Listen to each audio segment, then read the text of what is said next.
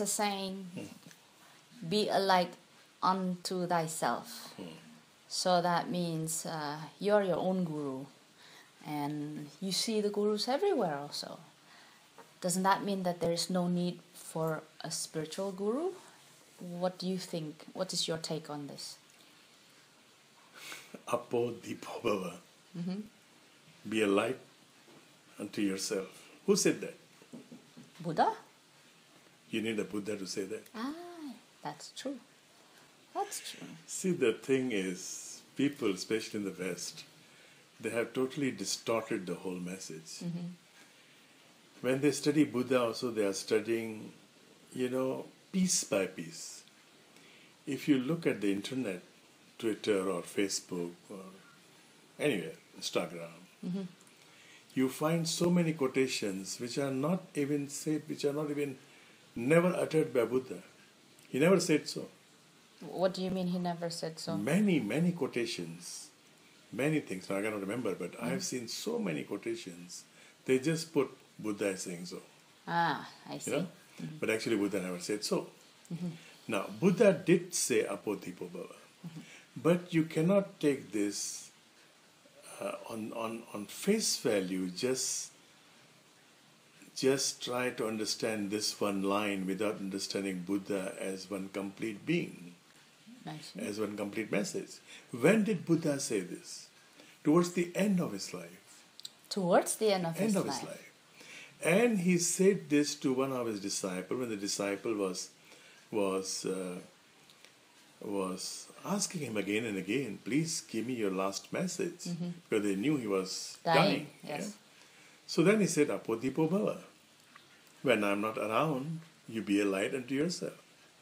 So what is he indicating? That means, after his death, there are two aspects. There are two aspects. Yourself. When a guru is telling his disciples, Appo Deepo Bhava, towards the end of his life, he means that, now look, I have already taught you how to walk, you do the walking yourself.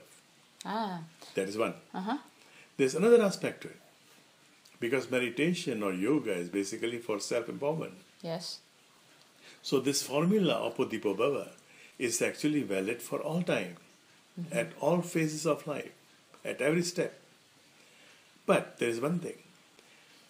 Nowadays, our friends, if you see our friend circle, there are two big groups. One is of those people who are praising you all the time. Yes. Yeah, they need something from you, or even they don't need this. It's their habit to praise, and especially when you read the books nowadays and you go to any motivator or something, they always tell you to use flowery language.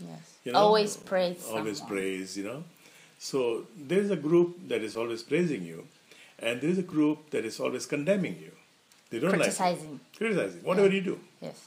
Whatever you do, no matter how good you are, they are there to criticize you. Yeah. There is no third group who is telling you that, look, you have got these shortcomings, you have got these weaknesses, and there is a way to overcome these shortcomings, to overcome these weaknesses. This third group that is now missing is the group of mentor, the group of gurus.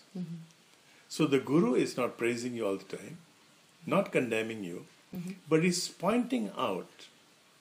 He's pointing out to us what are our shortcomings, what are our weaknesses, and how to overcome them. Unfortunately, sometimes we expect our guru not to play his role, but play the role of one of the groups, motivators, okay. Just to praise. I have seen one guru who will call all his disciples master. So these budding people who are actually at one point, they can actually become masters. Wow. But because of this undue praise, untimely praise, when they are not yet masters, you are calling them masters, they develop this kind of ego, spiritual ego. Oh, we have reached the place, we have reached the height that was promised or that we are trying to pursue. So then they stop doing anything else because they feel they're already a master. Yeah. That's not what a guru should do. A guru should point out the mistakes that we do, or shortcomings, or weaknesses, and tell us how to overcome them. And yet, after that, we have to work on ourselves. Appo Deepo Bhava. Yeah, it makes sense when the Guru is dying, I mean Buddha is dying, and basically he was saying to all his disciples, right? Exactly. I'm dying, I've given you everything that I have already given you, so now work it out yourself. True. Something like that? Something like that, and I would like to, although we are going to detract from the subject, another word that he used during his last phase of his life was samasati. He kept reminding his disciples. And samasati, or right remembrance. Right remembrance. Smriti in Sanskrit. Yes. Sama is good, right. Right remembrance has been translated as mindfulness. We were talking about this in last episode. Yes. Yeah. Now, again, this is also connected that what is right remembrance? Remember what I have been telling you. Okay. Remember what I have been telling you is a different context. He was talking about samasati previously also. Yes. But during the last phase of his life, he is emphasizing on remember what I have been telling you. And just follow the lead. Sure, I have shown you the way. You have to do the own walking. I cannot walk for you. Yes. So, these messages have been misunderstood. And therefore we see that there are so many yogis, so many meditators, practitioners, but the world is not a better place yet. With all that, we hope that it's going to be a better place. True. So, and you have maybe a short word to give to the audience, a message, the closing message? I think it's about Guru. It's about Guru that when you choose a Guru, you're not choosing a teacher, you're not choosing a set of teachers, biology teacher and geography teacher and mathematics and all that. No. You are looking for a Guru who is giving you some information or anything, trying to use some wisdom, share his wisdom with us on the subject of spirituality. Otherwise, you don't need a Guru. So you don't need a Guru if you have a sinus. Okay, of course not. You need a doctor for that. You need a doctor, or you need a healer, or you need a shaman. Yes. You need anybody, but you don't need a Guru. Yeah. The other day somebody comes and he is my Guru Bhai. We belong to the same lineage. Yeah. And now he's after another Guru. And when I asked him what happened, he said, no, I met this Guru and I was healed of sinus. And in front of me, he was still having sinus. Yeah, that's true. That is true. So you look for a Guru for spiritual purpose. And before you take him as a Guru, you find out his credentials. You have every right to find out. Is he living his message? If no, then you don't need such Guru. And is he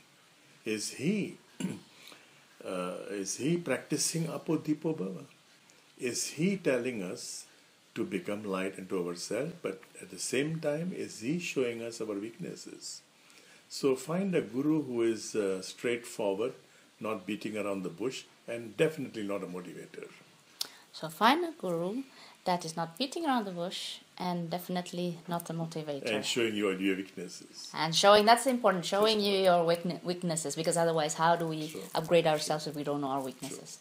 So thank you so much, Swamiji. Hopefully that we can discuss more in the next episode. Thank you.